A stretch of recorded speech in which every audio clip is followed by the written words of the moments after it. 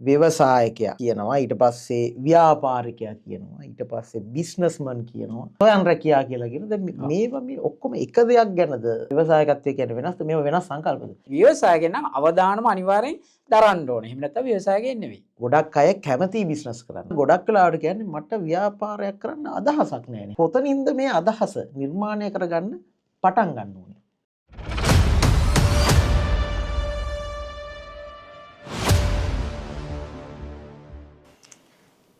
අද අපි කතා කරන්න හදන්නේ ව්‍යවසායකත්වය ගැන. මේ වචනය නිකන් නුහුරුයි න නුපුරුදුයි වගේ න බිස්නස් ගැන. ඔබ සමහර වෙලාවට බිස්නස් එකක් කරන්න ගොඩක් ආසාවෙන් ඇති. හැබැයි බයකුත් ඇති. ඒ නිසාම යූත්‍රින් නාලිකාව හිතුවා මේ සම්බන්ධයෙන් ඔබව දැනුවත් කරන්න. දිගින් දිගටම. ඒ සඳහා අපි ආරාධනා කරා යූත්‍රින් මැදිරියට ජාත්‍යන්තර සහතික ලත් පුහුණුකරුවෙක් ඔහු ව්‍යවසායකත්වය සම්බන්ධයෙන්. ඒ වගේම තමයි ලංකාවේ ව්‍යවසායකයෝ රාශියක් බිහි කරපු රාජ්‍ය ආයතනයක් වෙන ජාතික ව්‍යවසාය සංවර්ධන අධිකාරියේ ව්‍යවසාය සංවර්ධන නිලධාරිවරයෙක්. එතුමා නමින් ජයශාන්ත කුමාර මහත්මයා. ඔබතුමා ආයුබෝවන් කියලා පිළිගන්නවා යූත්‍රින් නාලිකාවට. ඉතින් ඔබතුමා සහභාගී වීම අපිට ඉතාමත් සතුටක්. ඒ වගේ මේ තරුණයෝ දැනුවත් කරන්න. මගේ පළවෙනි ප්‍රශ්නේ තමයි අර ආසයි බයයි බිස්නස් එකක් පටන් ගන්නත් ඕනේ. හැබැයි බයයි. අපි එතනින් පටන් ගමු. මොකද්ද මේ බය? ඔව්. ඇත්තෙන්ම බයක් කිසිම විටක බයක් වෙන්න ඕනේ නැහැ. ඒ කියන්නේ මේ දැනුම නැති හින්දා තමයි බයක් ඇති වෙන්නේ. හැබැයි අපි සූදානම් ඔබට මේ සියලුම දැනුම ලබා දෙන්න. මේ වෙන විටත් ශ්‍රී ලංකාව පුරාම ජාතික ව්‍යවසාය සංවර්ධන අධිකාරිය විසින් මේ ව්‍යාපාර අදහසක් නැති පුජ්‍යලයාගේ සිට ඒ අදහස ජනිත කරලා මධ්‍ය පරිමාණ ඉන්පසු මහා පරිමාණ තත්වෙට ඇද දමන මට්ටමටම අපි මේ වෙනකොට කටයුතු කරගෙන යනවා. එතකොට මේ දැන් අපි මේ ව්‍යවසායකත්වය ගැන කතා කරමින් ඉන්නේ. ව්‍යවසායකයා කියනවා ඊට පස්සේ ව්‍යාපාරිකයා කියනවා ඊට පස්සේ බිස්නස්මන් කියනවා එක එක නම් තියෙනවා ස්වයං රැකියා කියලා කියන. දැන් මේවා මේ ඔක්කොම එක දෙයක් ගැනද ඇත්තට මේ කතා කරන්නේ නැත්නම් ව්‍යවසායකත්වය කියන්නේ වෙනස්ද මේවා වෙනස් සංකල්පද? ඔව්. ඇත්තම මේ කියපු වචන කීපේ එකිනෙකට වෙනස් වචන ටිකක්. මම මුලින් පැහැදිලි කරලා දෙන්නම් ඔබට. එතකොට ඔබට මේ බය වෙලා ව්‍යවසායකත්වයක් එහෙම නැත්නම් ව්‍යාපාරයක් ආරම්භ කරන්න කියලා බලාගෙන ඉන්නවා බයේ ඉන්නවා. හැබැයි මේ බය වෙන්න පුළුවන් ඔබේ දැනුම මදිකම. ඒ නිසා මම පැහැදිලි කරලා දෙන්නම් ඔබට මේ මොනවද කියලා. එතකොට ඔබට ඊටාම පහසුවෙන් යම් තීරණයක් ගැනීමේ හැකියාව ලැබෙනවා. අපි මුලින් බලමු සුවන් රැකියා කියන්නේ මොකක්ද කියලා. ඇත්තටම දැන් මේ සුවන් රැකියා කියන වචනේ ටිකක් යල්පැන ගිහිල්ලා තියෙන වචනයක් බවට පත් වෙලා තියෙනවා. ඒකට හේතුව තමයි මේ ව්‍යවසායකත්වයේ මුල් ආරම්භය සුවන් රැකියාවක් වෙන්න පුළුවන්. හැබැයි දිගින් දිගටම ඒ සුවන් රැකියාවක් විදිහට පත් වෙනවා කියලා කියන්නේ ඔහු ඒ ස්ටෙප් එකෙන් ඉදිරි ස්ටෙප් එකට යන්නේ නැහැ. ඒ කියන්නේ ඔහු ව්‍යාපාරයක් එහෙම නැත්නම් ව්‍යවසායකත්වයක් විදිහට යමක් ආරම්භ කරනවා. හැබැයි කටයුතු කරාගෙන යනවා. ඔහු දිනුවත් අකා කොයි වෙලාවකවත් උත්සාහ කරන්නේ නැහැ. සාමාන්‍යයෙන් සරලව කිව්වොත් එහෙම එදා වේල පරිමහ ගන්න සාමාන්‍යයෙන් කීයක් හරි හොයාගෙන යනවා නම් අන්න ඒ ලෙවල් එක තමයි මේ සුවන් රැකියා කියලා කියන්නේ. හැබැයි ව්‍යවසායකත්වයේ ආරම්භය මේක වෙන්න පුළුවන්. එහෙනම් ඔබට දැන් පැහැදිලිද මේ සුවන් රැකියා කියන එක හොඳයි. ඒ කියන්නේ බොහෝ වෙලාවට මේ සුවන් රැකියා කියන වචනේ ආවේ ගෘහණියන් ගෙදරට වෙලා ඉද්දී ඒ ටයිම් එකෙන් ප්‍රයෝජනයක් ගන්න තමයි සුවන් රැකියා කියන එක ආවේ. හැබැයි සුවන් රැකියාව පටන් ගත්තට කමක් නැහැ. ඒක අපි ව්‍යවසායකත්වයට පෙරලා ගන්න ඕනේ. දෙවෙනි එක තමයි ව්‍යාපාර කියන්නේ මොකක්ද කියලා අපි පොඩ්ඩක් බලමු. සාමාන්‍යයෙන් සරල අදහසක් දුන්නොත් එහෙම ලාභ ලබා ගැනීමේ අරමුණින් කරන ඕනම දේ ව්‍යාපාරයක්. එතකොට ඒ කොතනකවත් ඒ ලාභය හැර වෙන කිසිම දෙයක් ටාගට් කරන්නේ නැහැ යාව. ඒ හින්දා තමයි අපි එයාට ව්‍යාපාරිකයෙක් කියලා කියන්නේ. හැබැයි ව්‍යවසායකත්වය කියන්නේ මේක අහසයි පොළොවයි වගේ මේ කියපු අංශ දෙකට වඩා වෙනස් දෙයක්. ඉතින් අපිට රට ගොඩ ගන්නවා නම් රටේ මේ තියෙන තත්ත්වෙන් ගොඩ එන්න නම් අපි ව්‍යවසායකත්වය තමයි සංවර්ධනය කරන්න ඕනේ. ඉතින් ඒ නිසා මේ ව්‍යවසායකත්වය ගැන පොඩ්ඩක් මම ඔබත් එක්ක කතා කරන්නම්. ඇත්තටම ව්‍යවසායකත්වය කිව්වොත් මුලින්ම නිෂ්පාදන සම්පත් වල තියෙන වටිනාකම වෙනස් කරන්න පුළුවන් පුජ්‍යලයක් වෙන්න ඕනේ. අපි උදාහරණයක් ගමු. කවුරු හරි ව්‍යවසායකයෙක් හරි ව්‍යාපාරිකයෙක් හරි ගාව තියෙන මැටි. දැන් අපි හිතමුකෝ විසිතුරු භාණ්ඩ එහෙම නැත්නම් හැලිවලන් වගේ හදන මැටි ගුලි කරලා වෙනම. එක ගුලියක් අපි හිතමු රුපියල් 1000ට විකුණනවා. හැබැයි තවත් එක්කෙනෙක් ඉන්නවා මේ මැටි ගුලිය අරගෙන කිරිමැටි විසිතුරු භාණ්ඩ හදනවා. එතකොට මේ ගුලිය අර රුපියල් 1000ට දුන්න ප්‍රමාණයම අරන් විසිතුරු භාණ්ඩ කීපයක් නිෂ්පාදනය කළා එයා රුපියල් 15000ක් විතර ගන්නවා. අන්න ව්‍යවසායකත්වය. එතකොට මේ මැටි ගුලිය වික්කොත් ව්‍යාපාරිකයෙක් බවට පමණයිපත් වෙන්නේ. හැබැයි අර විතර අලුත් විදිහට නව නිර්මාණයක් විදිහට ඒ දේ දීලා මේ කියන නිෂ්පාදන සම්පතේ වටිනාකම වැඩි කරනවා නම් අන්න එයා ව්‍යවසායකයෙක්. ඉතින් ව්‍යවසායකත්වයේ එක කාරණයක් තමයි ඔය. තව එකක් අපි ගත්තොත් අවස්ථා නිර්මාණය කරගන්න ඕනේ. අපි උදාහරණයක් විදිහට ගමු. පහුගිය කොරෝනා සමයේදී අපි කවුරුත් හිතුවේ නෑ මේ මාස් දාන්න ඕනේ කියලා. හැබැයි යම් පිරිසක් දැක්කා අපේ ඉන්න මේ මාස් එක දාන එක තමයි මේකෙන් බේරෙන්න හොඳම ක්‍රමය කියලා. හැබැයි අන්න අලුත් අවස්ථාවක් විදිහට ඒ ව්‍යවසායකයෝ දැක්කා මාස් නිෂ්පාදනය කරන්න පුළුවන් මේ වෙලාව කියලා. ඉතින් ඔවුන් බිලියන ගණන් වලින් ලාභ ඉපීම සඳහා මාස් නිෂ්පාදනය කරා. එතකොට එතන තියෙන්නේ අලුත් අවස්ථාවක්. කොරෝනා කියන එක ආවා යම් කිසි දෙයක් ලෝකයේම බලපෑමක් එල්ල වෙමින් තියෙන මොහොතේ මේ අවස්ථාවක් කරගෙන අන්න මාස් එක නිෂ්පාදනය කරා. අන්න එහෙම කරනවා නම් ඒක ව්‍යවසායකත්වය. ඊගාව එක තමයි නව යන්ත්‍ර සූත්‍ර, ඒ කියන්නේ නව තාක්ෂණය එනවා, ඒ වගේම නව ක්‍රමවේද එනවා. ඉතින් මේ එන ක්‍රමවේද සියල්ලම භාවිත කරන්න ඕන ව්‍යවසායකත්වයේදී. එහෙම නැත්නම් ව්‍යවසායකත්වයක් නැහැ. උදාහරණයක් ගමු අපි ජපානයේ කාර් එකක් නිෂ්පාදනය කරද්දී සාමාන්‍යයෙන් ඇසෙම්බල් කරන්න විනාඩි එකමාරක් විතර යද්දී වාහනයක් ඇසෙම්බල් කරනවා. ඒතකොට මේ සියල්ලම කරන්නේ රොබෝට් තාක්ෂණයෙන්. ඒතකොට මේ පුජ්‍යලයා නෙවෙයි. හැබැයි අවසානයේ නිෂ්පාදනය කළා ආවෙන් පස්සේ ඒක ඩ්‍රයිව් කරලා පාක් කරන්න විතරක් පුජ්‍යලෙක් යොදා ගන්නවා. ඉතින් අන්නේ තාක්ෂණය එනවා නම් අපේ තියෙන ප්‍රමාණයෙන් අපේ ව්‍යවසායකත්වයේ ප්‍රමාණය සුදුසු තාක්ෂණය යොදා ගන්න ඕනේ. උදාහරණයක් තව එකක් මම කියන්නම්. දැන් අපි හිතනවා හඳුන් කෝරු නිෂ්පාදනය ඒ කාලේ කෙරේ මුලින්ම අර කෝර තියලා මෙහෙම අතින් තමයි හදන්නේ. හැබැයි දැන් විනාඩි දෙකකට කෝරු 1000ක් විතර එන මැෂින් තියෙනවා. ඉතින් ව්‍යවසායකයන් නම් අර අතින් හදන එක තාම හදනවනේ ව්‍යවසායකයන් නෙවෙයි. හැබැයි මැෂින් එක යොදාගෙන මේ වෙනකොට එයා වෙනස් වෙලා නම් අන්න ව්‍යවසායකත්වය කියන එක තියෙනවා. ඒ වගේම මහා පරිමාණ එහෙම නැත්නම් මල්ටිනේෂනල් කම්පැනි වල සමහර නිෂ්පාදන උදාහරණයක් ගමු අපි බිස්කට් නිෂ්පාදනය ගත්තොත් බිස්කට් එක පැකට් වෙලා පටික්‍රමයට පටික්‍රයක් ගේ ගිහින් තමයි අවසානයේ පෙට්ටියට වැටෙන්නේ. අන්නේ ක්‍රමවේද භාවිතා කරනවා නම් ඒකට කියනවා ව්‍යවසායකත්වය. ඊගාව කාරණේ තමයි නව නිෂ්පාදනයක් අනිවාර්යයෙන්ම දෙන්න ඕනේ. ඒතර මේක කියනවා ව්‍යවසායකත්වය කියන්නේ අකණ්ඩ ක්‍රියාවලියක් නෙවෙයි. අපි ඉර පායනවා දැස යනවා. හැබැයි ව්‍යවසායකත්වයෙන් එහෙම බෑ. අකණ්ඩ නොවන ක්‍රියාවලිය. ඒකට කාට හරි දෙන්නවා එහෙනම් මේ මොකද්ද මේ කියන්නේ අකණ්ඩ නොවනවා නම් අපි මේක මගදී වහලා දානවද බංකොලොත් වෙනවද කියලා නෑ. ව්‍යවසායකත්වය කියන්නේ අලුතෙන් නිෂ්පාදනයක් දෙන්න ඕනේ. ඒ වගේම තියෙන එක හරි අලුත් කරන්න ඕනේ. ඒ නිසා අපි උදාහරණයක් ගත්තා ඔබ දන්නවා සියලු දෙනාම ලක්ස් සබන්. අපි දන්න කාලේ ඉඳන් තියෙනවා. හැබැයි ඒක වෙළඳපොළ ඒ විදිහටම තියෙනවා මාකට් එකේ.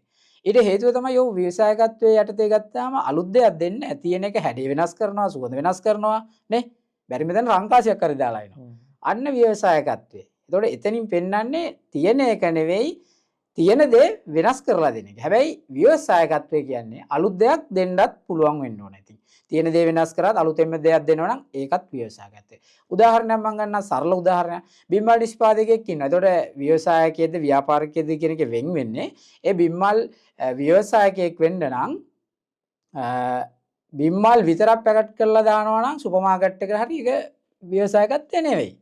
හැබැයි බිම්මල් භාවිත කරලා ඔන්න බිම්මල් සුප් එකක් හදනවා.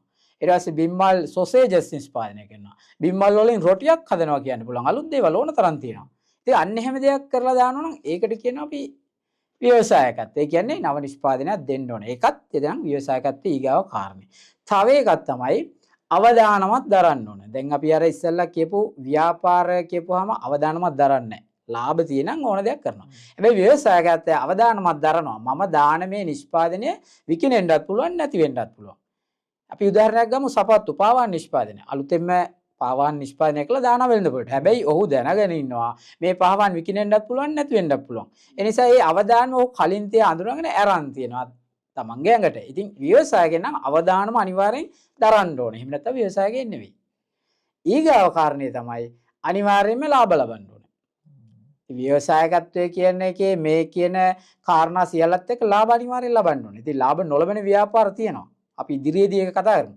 හැබැයි ව්‍යවසායකයන් නම් අනිවාර්යෙන් ලාභ ලබන්න ඕනේ. ඉතින් මෙන්න මේ කියන කාරණා ටිකත් එක්ක ගත්තාම මේ කාරණා සිදු කරන ක්‍රියාවලිය තමයි මේ ව්‍යවසායකත්වය කියලා කියන්නේ. ඉතින් මේක හරි අපූර්වයි. ඉතාමත් පැහැදිලි. මම හිතන්නේ ඔබ දැන් තීරණය කරන්න පුළුවන් ඔබ ව්‍යවසායකයෙක්ද ඔබ ව්‍යාපාරයක්ද කරන්නේ කියන කාරණාව. කවදා හරි දවසක ව්‍යවසායකත්වයට කන්වර්ට් වෙන්න ඕන කියන එක තමයි එතුමා කියන්නේ. මගේ ඊළඟ ප්‍රශ්නය තමයි ගොඩක් අය කැමති බිස්නස් කරන්න. හැබැයි එයාලා ගොඩක් වෙලාවට කියන්නේ මට ව්‍යාපාරයක් කරන්න අදහසක් නැහැ නේ හරියට කියලා. මෙන්න මේ වගේ අය කොතනින්ද මේ අදහස නිර්මාණය කරගන්න පටන් ගන්න ඕනේ? ඔව්. කර්මාන්ත අමාත්‍යාංශය යටතේ තියෙන එක් ආයතනයක් තමයි ජාතික ව්‍යවසාය සංවර්ධන අධිකාරිය. එහෙම නැත්නම් නෙඩා කියලා අපි කියනවා. ඉතින් මේ ජාතික ව්‍යවසාය සංවර්ධන අධිකාරිය පිහිට වෙලා තියෙන්නේ 2006 අංක 17 දරන පාර්ලිමේන්තු පනතකින්. 99%කටත් වැඩි බලයක් අපිට ලැබිලා තියෙනවා මේ ව්‍යවසායකත්වය ගොඩනගන්න සංවර්ධනය කරන්න මේ රටේ.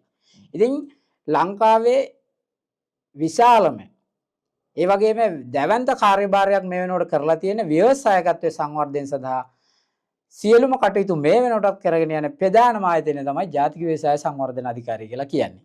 ඉතින් මේකේ අපි ගත්තොත් වර්තමාන අපේ අධ්‍යක්ෂ ජෙනරාල් ඒ වගේම සභාපති ලක්ෂ්මන් සර් ඒ වගේම අධ්‍යක්ෂක දනුක ලියනගමගේ සර් ඉතින් එතුමන්ලා දෙන්නගේ ප්‍රධාන මැදිහත් වීමෙන් ප්‍රධාන කාර්යාලයේ 25 දිනක් පමණ ඉන්නවා. ඒ වගේම ප්‍රාදේශීය ලේකම් කාර්යාලය සෑම ප්‍රාදේශීය ලේකම් කාර්යාලයකම ඒ වගේම දිස්ත්‍රික් ලේකම් කාර්යාලෙත් අපේ ඉන්නවා ව්‍යවසාය සංවර්ධන නිලධාරියෙක්. ඉතින් ඔබට මේ ලංකාවේ ඕනම ප්‍රාදේශීය ලේකම් කාර්යාලයට ගිහිල්ලා අපේ තියෙන සියලුම සේවාවන් ලබා ගන්න පුළුවන්. ඉතින් මම කියන්නම් අපේ ජාතික ව්‍යවසාය සංවර්ධන අධිකාරිය මොනවද කරන්නේ කියලා. හිතන්න ඔබට කිසිම අදහසක් නැහැ. ව්‍යාපාර කියන්නේ මොකද්ද? ව්‍යවසායකත්වය මොකද්ද? සුවඳ රැකියාව මොනවද? කිසිම දෙයක් නැහැ. අන්නේ නැහැ කියන තැන ඉඳන්ම ඔබට මාර්ගය පෙන්වන්න. අපි ඔබට උපදේශනය ලබා දීලා කොහොමද මේ ව්‍යවසායකත්වයක් ආරම්භ කරන්නේ? මොකද්ද මේ කියන්නේ කියන තැන ඉඳන් අදහසක් තෝරාගෙන ඒ අදහස කොහොමද ඩෙවලොප් කරන්නේ? ඊට පස්සේ කොහොමද ඒක ඉක්මනින්ම ආරම්භ කරන්නේ? අන්න එතන සිට සුද්‍ර පරිමාණ ලෙවල් එකෙන් පටන් අරන් ඊගාට කුඩා පරිමාණ ඊට පස්සේ මධ්‍ය පරිමාණ ඊට පස්සේ මහා පරිමාණ ලෙවල් එකට යනකම් ඔබත් එක්ක අපි කටයුතු කරනවා. ඒතකොට මේ කටයුතු කරන විවිධ පැතිකඩයන් ඔස්සේ අපි කටයුතු කරනවා. ඒක මම පැහැදිලි කරන්නම්. ඉතින් මුලින්ම අපි කරනවා ව්‍යාපාර අදහසක් ජනිත කිරීමේ කියන ක්‍රියාවලිය වෙනම සෙෂන් එකක් විදිහට අපිට කරන්න පුළුවන්. ඒ වගේම මේ පුද්ගලයාට පුළුවන් කෙලින්ම ඇවිල්ලා අදහසක් නැත්නම් එතන ප්‍රාදේශීය ලේකම් කාර්යාලයෙන් කතා කරලා අදහසක් ඔව් ප්‍රාදේශීය ලේකම් කාර්යාලය ව්‍යවසාය සංවර්ධන නිලධාරී ඉන්නවා. ඒතකොට විශේෂයෙන් කියන්න ඕනේ මේ අපේ ඉන්න ව්‍යවසාය සංවර්ධන නිලධාරී විශේෂ පුහුණුවලත් සෙපේනෙට් කියන ආයතනයේ බිස්නස් කවුන්සලින් බිස්නස් ප්ලෑන් හදන ට්‍රේනර්ස්ලා ඉන්නේ. ජාතික මට්ටමේ ට්‍රේනර්ස්ලා තමයි බොහෝ වෙලාවට අපේ මේ ජාතික ව්‍යවසාය සංවර්ධන අධිකාරියේ ප්‍රාදේශීය ලේකම් කාර්යාලය සේවය කරන්නේ. ඒ හින්දා වෙන ආයතනවලට වඩා ඉතාම සරලව සහ අවශ්‍යම විදිහට ඔබට මේ සියලුම සේවාවන් ලබා ගන්න පුළුවන්. ඒ නිසා ජාතික ව්‍යවසාය සංවර්ධන අධිකාරියේ මේ අදහස් ජනිත කිරීමේ ක්‍රියාවලිය එකක්. ඒ වගේම ඊළඟට ගිණුම් කරනගේ ව්‍යාපාරයේ ගිණුම් පොත් තබා ගැනීම එහෙම නැත්නම් අපි කියනවා සටහන් තබා ගැනීම ඒ ක්‍රියාවලිය ගැන කිසිම අයිඩියා එකක් නැත්නම් අපි ඒ දේ කරන්නේ කොහොමද කියන එකත් අපි ජාතික ව්‍යවසාය සංවර්ධන අධිකාරියේ අරහා නිලධාරීන්ගෙන් දැනුම ලබා ගන්න පුළුවන්. ඒ වගේම මාකටිං එහෙම නැත්නම් අලෙවිකරණය දැන් ගොඩක් අයට තියෙන ගැටලුවක් තමයි අලෙවි කරගන්න විදිහක් නැහැ වෙළඳ පොළ නැහැ කියනවා. නෑ ඒක නෙවෙයි. තමන්ගේ දැනුම මදිකම තමයි ඕකට ප්‍රධාන හේතුව. ඉතින් ඒකට අපි ඩිජිටල් මාකටිං එහෙම නැත්නම් ප්‍රායෝගික ෆිසිකලි වෙළඳ පොළවල් ඒ වගේම අපි BMI CH වල වෙළඳ පොළවල් පවත්වනවා. ඒ වගේම ප්‍රාදේශීය මට්ටමේ ප්‍රාදේශීය ලේකම් කාර්යාලය මට්ටමේ දිස්ත්‍රික් ලේකම් කාර්යාලය මට්ටමින් අපි පොළවල් සංවිධානය කරලා ඔවුන්ට අවශ්‍ය නොමිලේ අපි ලබා දෙනවා ස්ටූල් ඒ වගේ දාන අලෙවි කරගන්න පුළුවන්. ඉතින් ඒකත් ජාතික ව්‍යවසාය සංවර්ධනයේ ප්‍රධාන කාර්යයක් විදිහට අපි ඔය අලෙවිකරණය අලෙවි අවස්ථා ලබා දීම. ඒ විතරක් නෙවෙයි සුපර් මාකට් වලට අවශ්‍ය භාණ්ඩයක් දාන්න ඕන නම් අපි ඒකත් කතා කරලා සුදුසුම තත්ත්වයේ ගුණත්වයෙන් යුතු ඕනම දෙයක් අපිට දාන්න අපි කටයුතු කරලා දෙනවා. ඒ වගේම කාට හරි තාක්ෂණික දැනුම අවශ්‍ය වෙනවා නම් අපේ තියෙන තාක්ෂණික දැනුමත් එක්ක අපි ලබා දෙනවා. එහෙම නැත්නම් අපි අපේ ප්‍රතිපාදන හරහා වෙනත් ආයතනයකට යොමු කරලා හෝ අවශ්‍ය තාක්ෂණික දැනුම ලබා දෙනවා ජාතික ව්‍යවසාය සංවර්ධන අධිකාරිය. ඒ වගේම මූල්‍ය පහසුකම් ගැන කතා කරද්දී කාට හරි මූල්‍ය පහසුකමක් අවශ්‍ය නම් ඒකටත් අපි කර්මාන්ත අමාත්‍යාංශයේ යටතේම තියෙන ඉස්මෛත්‍රී කියලා ණය යෝජනා ක්‍රමයක්. ඒක විතරක් නෙවෙයි ඕනම බැංකුවක් එක්ක සම්බන්ධ වෙලා අපේ ජාතික ව්‍යවසාය සංවර්ධන අධිකාරිය අපේ ව්‍යවසාය සංවර්ධන නිලධාරීන් සමග එකතු වෙලා ඕනම ණයෝජනා ක්‍රමයකට අපි අවශ්‍ය මඟ පෙන්වීම කරලා අපි ඔවුන්ට නිර්දේශයක් ලබා දීලා ඒ අවශ්‍ය Tamanට අවශ්‍ය දේ කරගන්න උපරිම සහාය ලබා දෙනවා. තවත් කාරණයක් තමයි ජාතික ව්‍යවසාය සංවර්ධන අධිකාරිය කියලා කියන්නේ එකම ජාතිය නිෂ්පාදනයක් කරන පිරිසක් ඉන්නවා නම් ඒ පිරිසට අපි වෙනම ප්‍රොජෙක්ට් එකක් විදිහට ඒක ක්ලස්ටර් ඩෙවලොප්මන්ට් කියලා කියන්නේ ඒ වගේ වැඩසටහන් වලටත් අපි සාමාන්‍යයෙන් මිලියන එක වගේ මුදලක් ලබා දෙනවා. තාක්ෂණික දැනුම දෙනවා. දැනුම සහ ඒක ක්ලස්ටර් එකක් විදිහට ඩෙවලොප් කරගෙන යන්න ඕනේ. ඒකට අපි ඒකට මැදිහත් වෙනවා. කට්ටියක් ඉන්නවා නම් ඒගොල්ලන්ට ඒ තාක්ෂණික දැනුම ඒක හදන්නේ කොහොමද ඒ ටික දෙනවා. ඔව් අනිවාර්යෙන් අපි එතනදී බලන්නේ අලුත්ම නිෂ්පාදනයක් තමයි ටාගට් කරන්නේ. ඒ වගේම ජාතික ව්‍යවසාය සංවර්ධන අධිකාරිය විශේෂම වැඩක් කරනවා වෙනත් කිසිම ආයතනයක් නොකරන brain to business එහෙම නැත්නම් ව්‍යවසාය උපාධිධාරී ව්‍යවසාය උදානි කියන වැඩසටහන. අපි මෙහිදී කරන්නේ රජයේ විශ්වවිද්‍යාලවල සිටින සෑම ಶಿಶුවෙකුටම සම්බන්ධ වෙන්න පුළුවන්. තමන්ගේ මාර්ගෝපදේශන අංශයත් එක්ක එකතු වෙලා මේක කරන්නේ. එහිදී අපි එක පුජ්‍යලයකට සාමාන්‍යයෙන් ඒකෙදි වෙන්නේ බිස්නස් ප්ලෑන් එකක් හදලා තමන්ගේ අලුත්ම අයිඩියා එකකට බිස්නස් ප්ලෑන් එකක් හදලා සබ්මිට් කරන් පස්සේ එකෙන් තේරුනොත් එක් පුජ්‍යලෙන් නම් 2,50,000ක් ඒ වගේම දෙන්නෙන් නම් 3,50,000ක් ඒ වගේම එක කම්පැනි ලෙවල් එකෙන් රෙජිස්ට්‍රේෂන් එකක් තියෙනම් අවම 3 දෙනෙක්වත් ඉන්නවා නම් 4,50,000ක ග්‍රාන්ට් එකක් දෙනවා. ඉතින් මම හිතන්නේ වෙන රාජ්‍ය ආයතනයක් මේ වගේ දෙයක් දැනට කරනවා කියලා. ඉතින් මේක මේ වෘත්තීය පුහුණු ආයතන වල අපි කියන්නේ වොකේෂනල් ට්‍රේනින් සෙන්ටර්ස් වල එයාටත් මේක ඇප්ලයි කරන්න පුළුවන්ද? ඒගොල්ලොන්ටත් වෙනම තියනවද? මේ වෙනකොට ඒ සාකච්ඡා මට්ටමින් තියෙනවා ඉහළ නිලධාරීන්. ඒ ඉදිරියේදී මම හිතනවා මේ සියලුම රජයේ ඒ වගේම ප්‍රයිවට් ඒ සියලුම ආයතන වලට මේක ඉදිරියේදී ලබා දෙන්න හැකියාව ලැබෙයි කියලා මම හිතනවා. හරි.